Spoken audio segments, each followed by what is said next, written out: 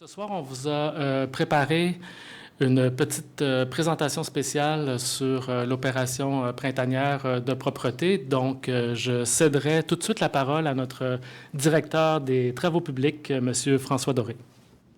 C'est une présentation qui va durer environ 10-15 minutes. Merci beaucoup. Bonjour tout le monde. Donc, je me présente, François Doré, directeur des travaux publics.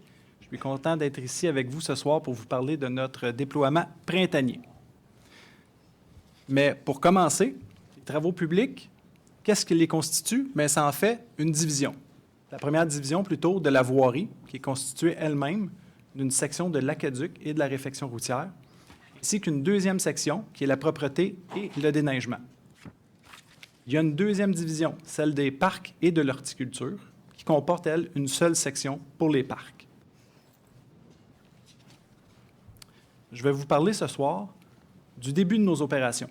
Je vais faire avec vous un survol des activités, la propreté, je vais vous parler du mobilier urbain, évidemment des parcs et de l'horticulture, ainsi que de la planification des travaux.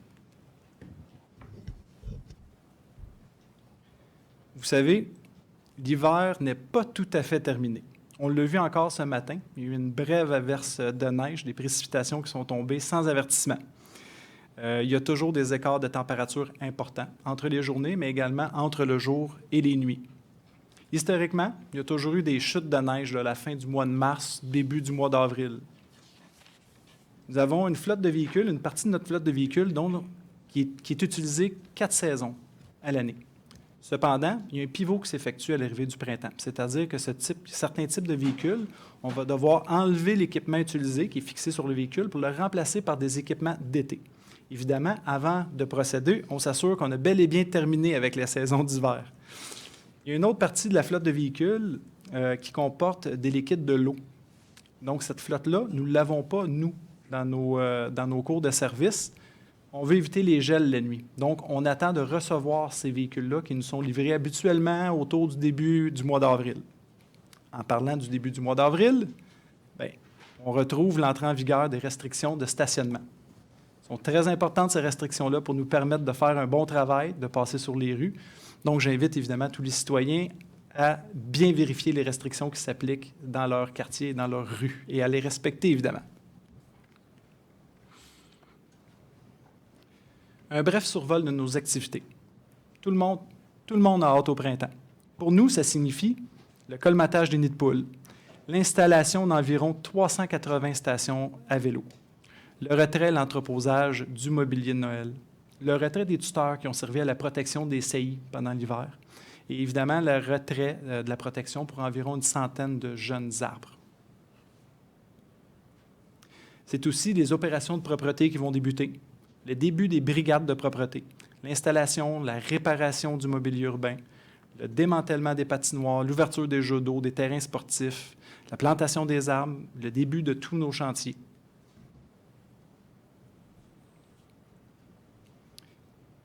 La propreté, c'est aussi une série d'opérations bien coordonnées.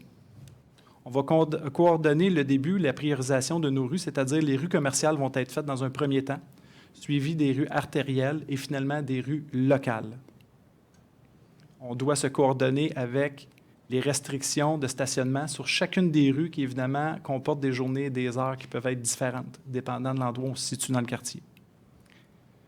On a différents types d'appareils, notamment les lave-trottoirs, les balais. Vous savez, dans un monde idéal, les lave-trottoirs vont passer sur le trottoir, enlever les saletés vont être déposées à la rue, le balai va ramasser les saletés dans la rue. Cependant, nos appareils ont des vitesses d'exécution différentes. Certains appareils avancent plus vite que d'autres. Donc, on ne termine pas toujours au même moment. Et aussi la capacité de contenir des déchets, la capacité de recevoir de l'eau qui est différente d'un véhicule à l'autre. Donc, ça devient excessivement difficile de bien coordonner ça. Malgré nos essais, il se pourrait que vous voyiez passer un appareil sans l'autre nécessairement. Évidemment, il y a beaucoup d'opérations manuelles. Nos appareils ne peuvent pas tout ramasser. Il y a beaucoup de gros morceaux qui se retrouvent dans les rues, sur les trottoirs, notamment des grilles à barbecue. Donc, on y va manuellement. C'est aussi le retour, le début des brigades de propreté. Les brigades de propreté sur les rues commerciales ont déjà débuté. sur les rues résidentielles, elle devrait débuter la semaine prochaine. Il va aussi y avoir les corvées de propreté au mois d'avril qui vont s'organiser.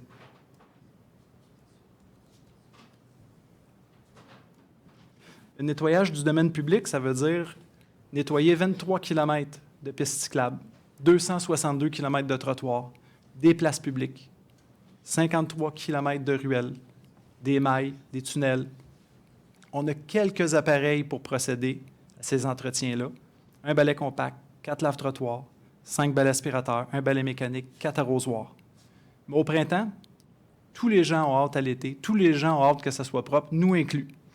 Donc, on met tous nos efforts, tous nos appareils, et même on a du soutien pour ce blitz-là qui dure environ, je vous dirais, 1 mois et demi. On a même des appareils en renfort pour nous aider à accomplir cette tâche-là colossale. Tel que mentionné, le blitz d'1 mois et demi, bien, évidemment, on va le prioriser. On va mettre nos efforts dans un premier temps sur les chaussées commerciales et artérielles, sur les chaussées secondaires, les trottoirs commerciaux et artériels, ainsi que les pistes cyclables.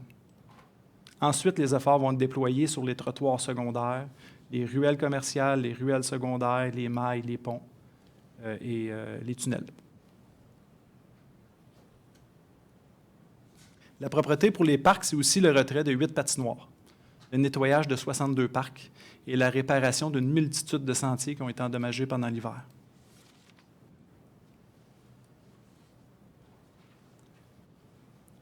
Pour le mobilier urbain, bien, ce qu'on veut, c'est dynamiser l'espace public. Tout le monde veut maximiser la saison estivale, nous inclus. Donc, on va aménager les places publiques.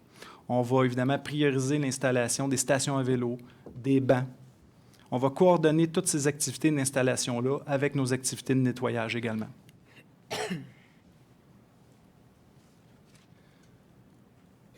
Le mobilier urbain, c'est aussi l'installation, l'inspection et la réparation de nos actifs. Si on prend par exemple les stations en vélo, on a un peu plus de 500 stations à vélo, desquelles on devra réinstaller environ 380 stations à vélo qui avaient été retirées au début de l'hiver. On a aussi des supports à vélo, presque 1000 supports à vélo qui, eux, sont demeurés en place tout l'hiver, mais qui ont subi des dommages parfois. Donc, inspecter et réparer ces actifs-là. C'est la même chose pour les bancs. On a retiré environ la moitié des bancs à l'arrivée de l'hiver. On doit les réinstaller et ceux qui sont demeurés en place vont être inspectés et réparés. La même chose pour des bollards, des paniers de rue. Je vous épargne les quantités. Ils sont très nombreux.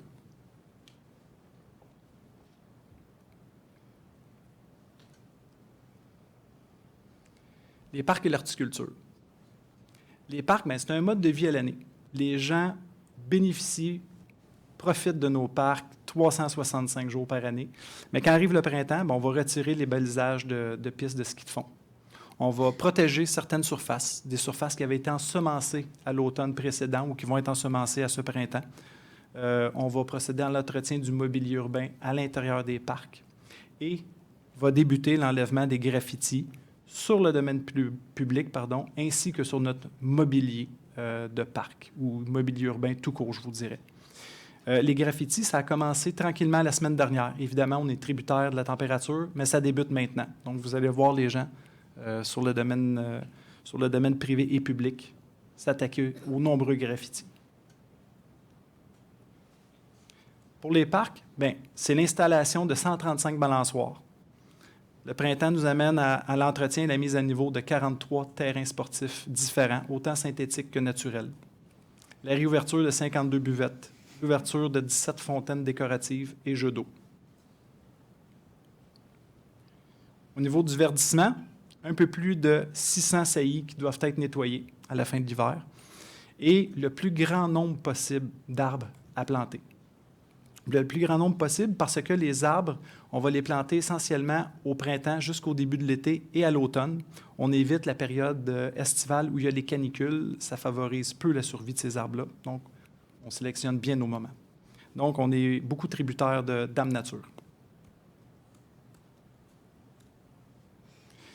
On va aussi assurer le maintien de nos actifs.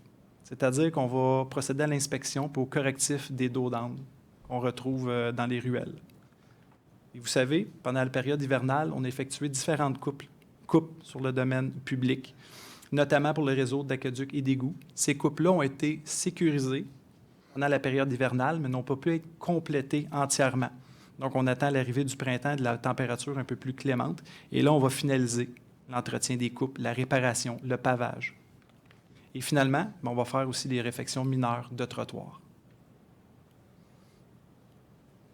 Donc, voilà ce qui représente le grand tourbillon de l'arrivée du printemps aux travaux publics. Je vous remercie beaucoup de m'avoir écouté et je vous souhaite un très bon printemps à tous. Merci, M. Doré, pour cette présentation.